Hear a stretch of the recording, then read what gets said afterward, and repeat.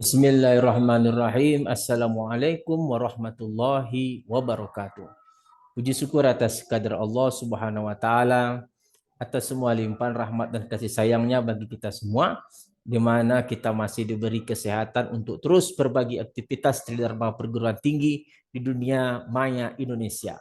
Salam dan salawat pada junjungan besar Nabi Muhammad Sallallahu Alaihi Wasallam dengan melafazkan Allahumma sholli ala Sayyidina Muhammad wa ala ali Sayyidina Muhammad. Kembali bersama saya Dr. Rado Yendra SCMSC bersama Rado Institute tentunya. Kita akan melaksanakan suatu kegiatan Tridharma perguruan tinggi sebagai pendukung pembelajaran yaitu praktikum. Nah, kita praktikum.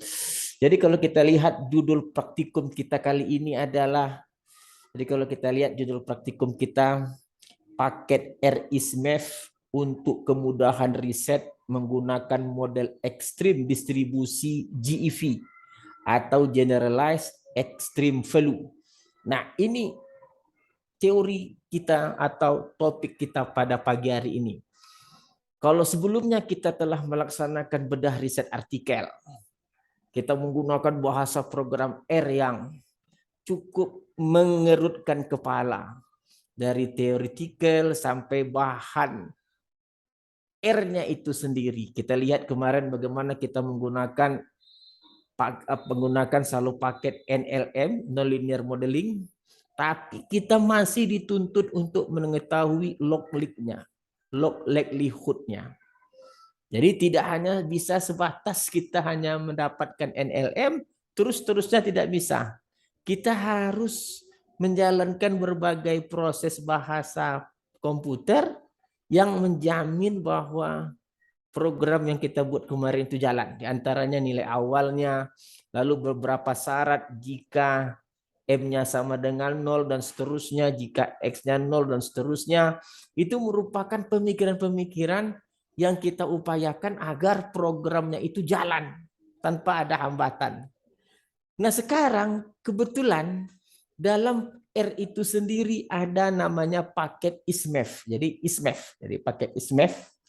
Jadi paket ISMEF ini adalah untuk mengatasi kesulitan yang kita kerjakan waktu saat bedah riset kemarin. Jadi dengan adanya ISMEF, kita hanya tinggal download paket ISMEF, lalu dapatkan datanya, run. Lalu dia akan keluarkan parameter, lalu dia akan keluarkan berbagai macam grafik.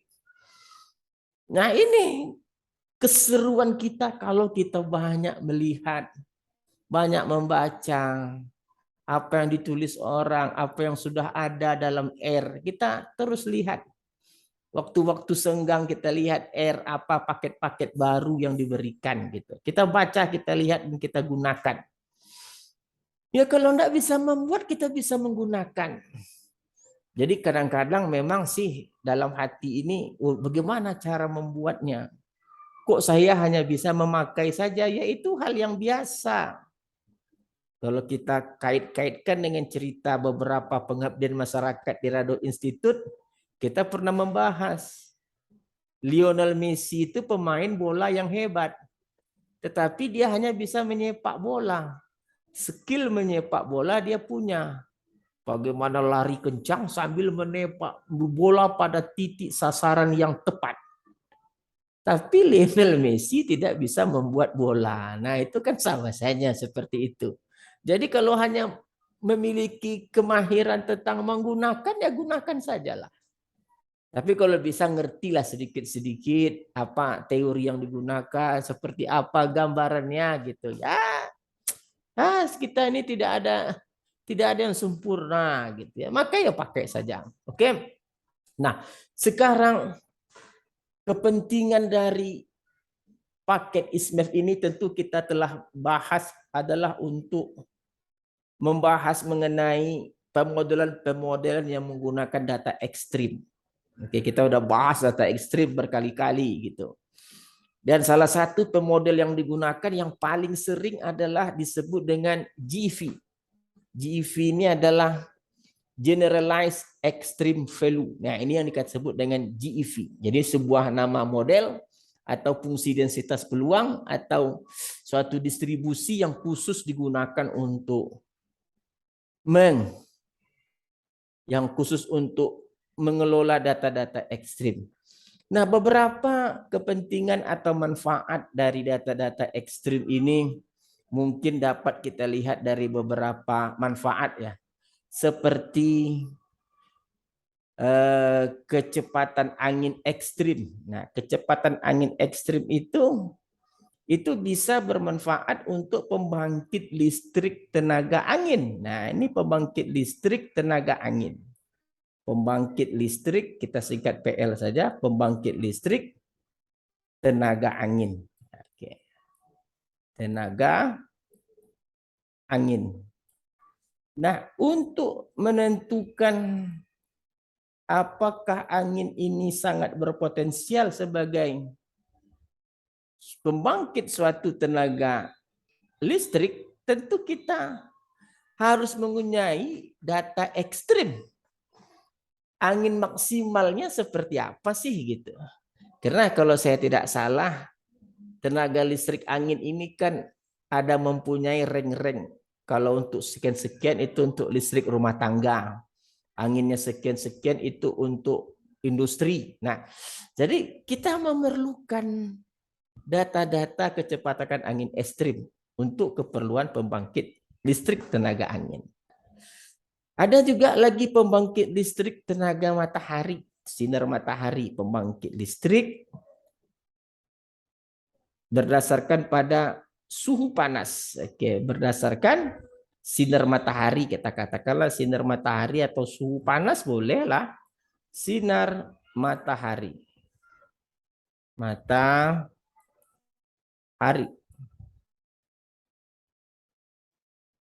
Nah, ini dia. Nah, di sini kita tentu juga harus memiliki suhu-suhu yang ekstrim yang dihasilkan oleh sinar matahari. Karena pembangkit listrik tenaga sinar matahari tentu bergantung dengan suhu matahari. Jadi bagaimana suhu yang paling panas untuk setiap tahun itu kita dapatkan. Lalu kita akan melihat apakah data suhu panas ini berguna atau ya kita tidak tahu lah. Yang tahu itu tentu orang yang memiliki pengetahuan tentang energi matahari untuk keperluan energi. Oke, mungkin listrik mungkin dan seterusnya. Jadi angin ekstrim, suhu panas ekstrim, juga kelebatan hujan ekstrim. Kita udah baca mengenai bendungan. Bendungan tergantung kepada kecepatan arus. Oke, kecepatan arus sungai. Kecepatan arus. Nah, kecepatan arus. Nah, kita tahu kecepatan arus ini salah satunya didukung oleh apa? Hujan. Nah, data hujan inilah yang kita miliki, data hujan ekstrim tadi. Jadi ini adalah 3 hal, mungkin banyak lagi ya, kepentingan-kepentingan kita membahas tentang pemodelan ekstrim. Ada angin, ada suhu, ada hujan, atau harus air maksimum, harus sungai maksimum. Jadi begitu pentingnya suatu pemodelan yang dapat melihat pola data untuk data-data ekstrim ini.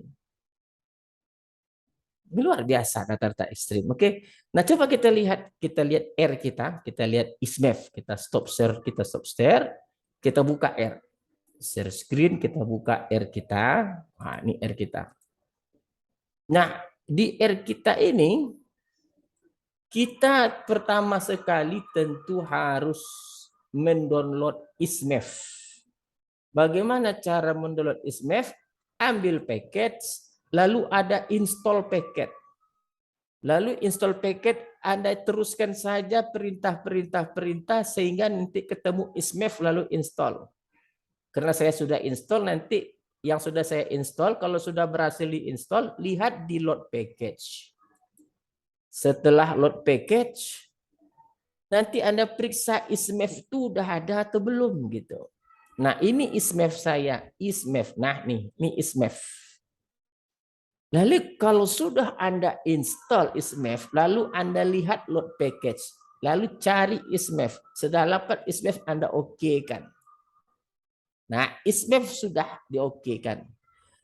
Setelah ismef itu Anda okekan, kita lihat bagaimana menggunakannya. Menggunakan sederhana saja. Library ismef, atau tadi kalau sudah di load nggak apa-apa, tapi kalau mau aman 2 kali. Library ismef. Lalu getFit dmax. Dmax ini data maksimum yang telah kita kerjakan sebelumnya. Lalu getFit dmax ini adalah parameter-parameternya. Oke, untuk biar lebih jelas kita gunakan data yang kemarin waktu bedah riset artikel, data amount extreme tahunan di daerah Alor, Malaysia. Kita run data kita run data, lalu kita run terus. Ini udah berkali-kali kita jelaskan, nggak perlu ragu lagi nih. Udah kita bahas. Kita run. Oke, kita run terus. Nah, kita lihat apakah dia jalan. Nah, dia jalan. Terus dia jalan. Lalu kita ambil data maksimum tadi dengan nama dmax. Dmaksimum, run, dmax. Run. Lalu kita lihat konsol kita. Nah, ini dia dmax. Lalu kalau kita mau lihat dmax, apa hasilnya? Ketik saja dmax. Nah, itu dia data maksimum kita. Lalu setelah data maksimum kita peroleh, kita lihat library ismef. Nah, ini library ismef. Oke, kita library, kita ambil Windows, kita ambil layarnya vertically. Kita ambil yang kita gunakan saja, ini tidak kita gunakan, ini tidak kita gunakan, kita Windows vertically. Nah, ini dia. Lalu kita library ismef. Ingat, setelah kita install, harus kita pahami dulu ismef itu setelah ada di paket run. Nah, library ismef, lalu getFit ismef. Get.fit dmax. Nah, setelah Anda ketik getFit ini, get.fit, dia akan memberikan parameter. Nah, ini parameter-parameter yang kemarin. Ini mu, ini adalah sigma, ini adalah C. Kita udah bahas. Lalu hanya coba Anda bayangkan dengan program kita yang kemarin. Kalau program ini dia hanya tinggal mengetik get.fit. Dia akan mengeluarkan semuanya. Ini dia bukti dia konvergen bahwa program ini sukses. Menghasilkan MLA itu dengan menggunakan maksimum likelihood. Parameter-parameter yang kita gunakan pada bedah riset artikel yang kemarin. Kalau bedah riset artikel, kita gunakan program yang berdasarkan log likelihood. Kita kerjakan berdasarkan teori yang kita punya. Jadi kita dapatkan dulu log likelihood, baru NLM. Tapi kalau ismef tidak perlu, langsung saja getFit dmax dia keluar. Lalu kita ambil satu-satu parameternya.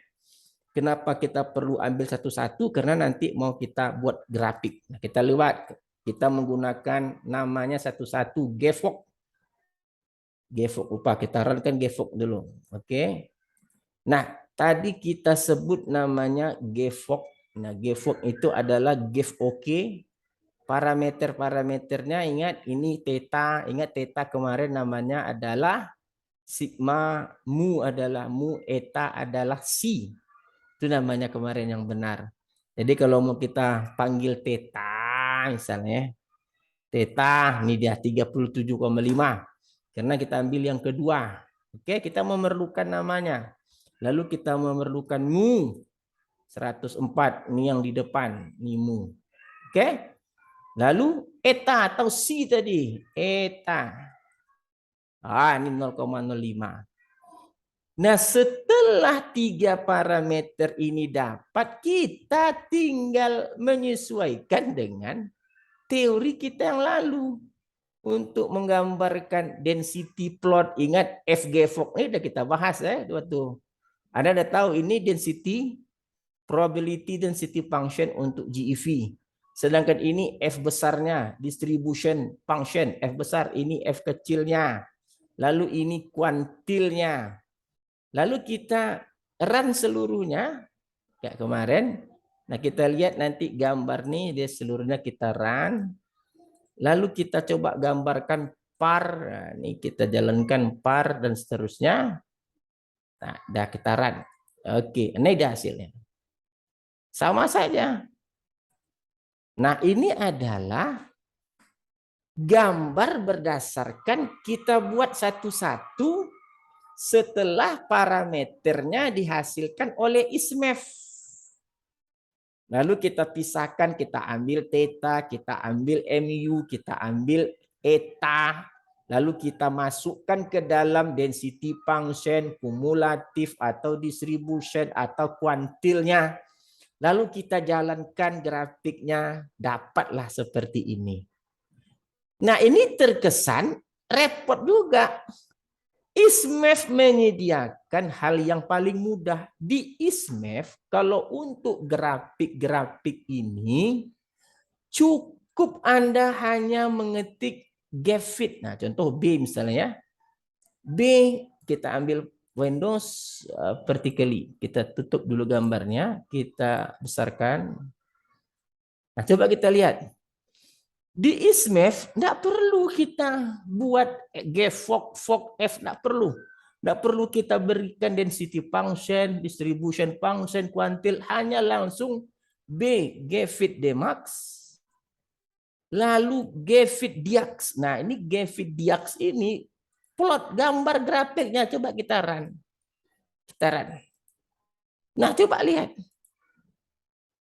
Ini adalah grafik hasil dari ISMEF. Seluruhnya ini density function. Oh, ini di bawah density function, di atas kuantil ini CDF. Probability plot itu CDF atau distribution function, density plot dan kuantil plot. 3 grafik ini kita udah kerjakan secara manual, tetapi return level, nah return level ini sebagai tambahan dari ISMEF, lebih canggih lagi ISMEF mengeluarkan data. Keren lagi. Jadi kalau kita lihat pada 100 tahun kemarin 290-an memang tepat. Pada 100 tahun dia mengeluarkan 290-an kemarin, oke? Memang tepat luar biasa. Ini adalah return level, return period dan return level. Kita udah bahas kemarin apa itu return level, apa return period. Jadi isunya dalam ISMEF, grafik ini tidak perlu kita berikan seperti apa densitinya, seperti apa distributionnya, seperti apa kuantilnya, seperti apa return levelnya, tidak perlu. Langsung hanya berdasarkan perintah B sama dengan GFIT Dmax, lalu gef.diax B. Nah, dia akan mengeluarkan hasil semua yang lebih keren lagi. Jadi kalau begitu, kita kalau GFIT-nya itu untuk parameter dan untuk informasi lain. Tapi kalau gef.diax itu adalah untuk grafik. Tapi kasih tahu dulu. Ada B, GFIT B, tapi GFIT B. Kita kasih nama dulu GFIT ini menjadi B. Ya, jadi kalau begitu, apa yang kita lakukan pada praktikum kali ini sungguh luar biasa. Nah, bagi rekan-rekan seperti biasa yang mau melihat seperti apa programnya, kita buka pelan-pelan ini, Dek. Oke, kita buka pelan-pelan. Seperti biasa, ini yang kemarin. Ini bahasa program untuk mengeluarkan data-data yang diperlukan dalam kajian amount extreme storm. Ini dia. Nih, silakan lihat mana yang diperlukan. Nah, Dmax adalah mengeluarkan data ekstrim. Nah, kita ambil yang keempat karena yang keempat adalah maksimum storm. Oke. Lalu ini library ISMEF. Ini GFIT untuk mengeluarkan parameter. Ini theta mu untuk memberikan satu-satu pada parameter yang dikeluarkan. Lalu ini adalah density function. Ini udah kita bahas kemarin. Kalau mau melihat juga kita buka terus. Mana yang mau penasaran kita buka terus. Ingat program yang panjang ini FGFOC ini adalah density function dari GEV atau General Essential Value. Terus ini adalah untuk CDF plot atau Cumulative Distribution Function. Nah, kita menggunakan pendekatan I dibagi N tambah 1. Kalau tidak salah namanya ini Gringerton. Gringerton apa namanya lupa juga. Dan ini kuantil dan ini adalah program kita. Wah, ini untuk membuat grafik yang kemarin ini udah kita bahas. Grafik secara manual. Nah, ini secara manual. Mana yang penasaran kita buka terus. Mana yang penasaran grafiknya ada histogram. Histogram ini berpasangan dengan density function. Kalau F besar berpasangan dengan cumulative distributionnya. Lalu ini adalah pasangan antara quantile test dan quantile observe. Dan ini adalah program untuk mendapatkan secara cepat grafik-grafik yang telah kita keluarkan pada grafik dengan membuat bahasa-bahasa seperti ini. Jadi 3 grafik ini cukup diwakili dengan GFDIAC saja. Maka dia akan jalan grafik itu sangat luar biasa. Nah, itu dia. Jadi praktikum yang kita sebutkan pada kesempatan kali ini, kalau kita lihat apa yang kita lakukan, paket RISMath untuk kemudahan riset menggunakan model ekstrim distribusi GEV, sangat mendukung para dosen peneliti untuk melakukan penelitian-penelitian yang kita sebutkan tadi, yang berhubungan dengan angin kah, curah hujan kah, suhu matahari kah, dan seterusnya. Jika Anda memerlukan pemodelan-pemodelan ekstrim. Luar biasa perbincangan kita kali ini. Praktikum kita kali ini telah sukses untuk meringkaskan apa yang telah kita kerjakan dalam bedah riset artikel. Nah, kadang-kadang memang kita butuhkan program panjang sebelum kita memahami yang singkat, karena kita juga sebagai tenaga pendidik, dosen, peneliti juga memerlukan teoretikal untuk mengajar kepada siswa kita. Saya Rado Yendra dari Rado Institute undur diri dulu. Jumpa lagi pada kesempatan berikutnya. Assalamualaikum warahmatullahi wabarakatuh.